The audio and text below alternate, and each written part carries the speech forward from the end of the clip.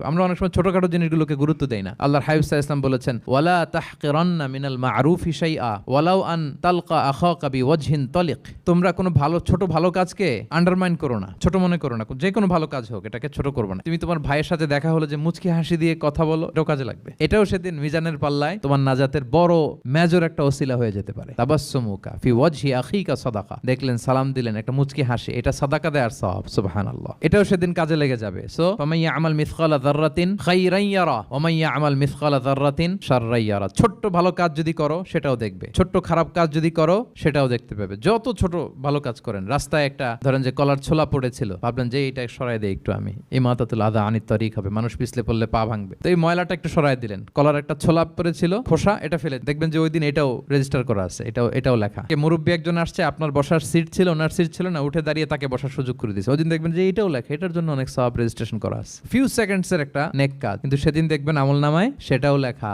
কারোর ব্যাপারে, এর ব্যাপারে ওর কাছে যে কান ভারী করছেন, ফেসবুকে একটা বাজে কমেন্ট করে দিয়েছেন, দেখার কেউ নাই, ধরার কেউ নাই, দিলাম একটা গালি, দেখবেন যে ওই দিন সব একেবারে ক্ষুদ্র থেকে ক্ষুদ্রতর অনুপরিমাণ খারাপ কাজ, ভালো কাজ আল্লাহ সুবহানাহু ওয়া তাআলা তিনি সেদিন